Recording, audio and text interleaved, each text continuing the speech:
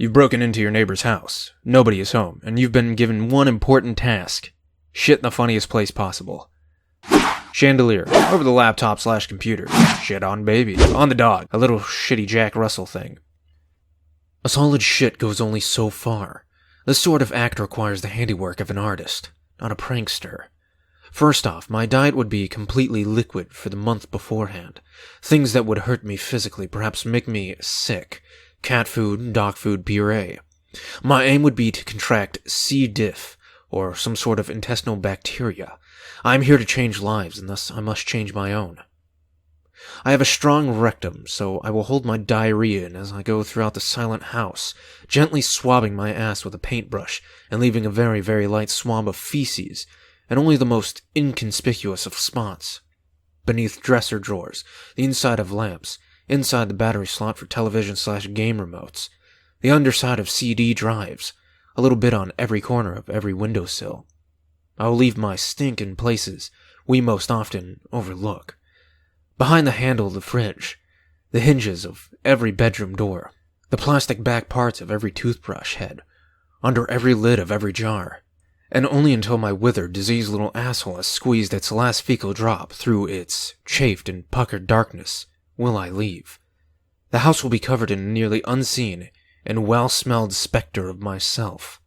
I will leave my poop not as a monster, but a ghost. Be last summer. Be counselor at BSA camp. Be shooting instructor. It's Cub Scout Day. Enter Tiger Cubs. And all their parents. I bring them up to the range and talk about gun safety. Parents are sitting 20 feet away behind the range, talking. Start handing out BB guns. Pick-related is what they look like. Mom gets up and dead sprints towards me. "What are you doing, handing my child a gun? What is wrong with you? He's only 5. Would you buy a tank?" etc., etc. None of the other parents do this. One of them tries to make her sit back down. Yay, Texas! I have to take one apart to show her that it's only a BB gun. She's still a little rustled. Other parents are quite upset with her now. Do the standard range shit. Slaughter of paper targets commences. "My baby, you lied. I heard gunshots. That's a real gun. What is wrong with you?" All the kids have stopped shooting and are watching her/me. She runs around to the front of the range. The fucking front of the range. She then grabs her son's BB gun, still cocked. She's still yelling incoherent shit about evil guns, by the way, and holds it pointed at her son's head while she berates me about being a child molester or some shit. She turns to point at something downrange. A giant-ass decorative button on her shirt got stuck on the gun and pulled the trigger. The kid sitting next to her son, his best friend apparently, is now bleeding from his forehead and screaming at the top of his lungs. The bleeding kid's father hurdles the pole in front of the range and punches her straight in the mouth. More blood is pouring out from her broken nose than will ever come from that hellhole between her legs. That was a fun day. Be this morning. Have weird-ass dream where this goo makes graboids from tremors erupt from people's stomachs. Pretty fucking gruesome. Even in dream world, I'm wondering why the fuck I'm dreaming this. Finally wake up. Oh, that's why. PNG. Stomach cramps like no other. I try to lay in bed thinking it's just bad gas. Happened before. Pain subsides. Try to go back to sleep. Not so fucking fast there, Jimbo. Another wave of intestinal pain surges. This is it. Put on boxes and grab t-shirt. Dad is watching TV.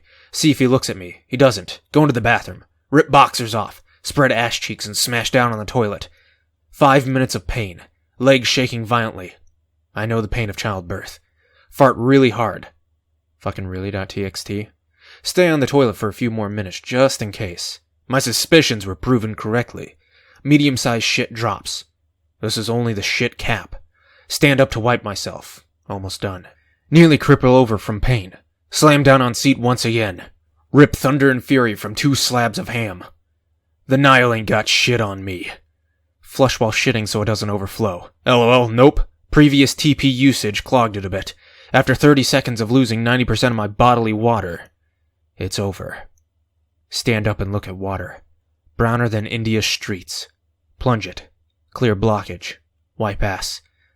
Doesn't take as long as I thought it would. Go back to bed. Turn off alarm on phone. Pass out for 5 hours. And that, Anons, is why you should never eat 6 White Castle mini burgers before you go to bed.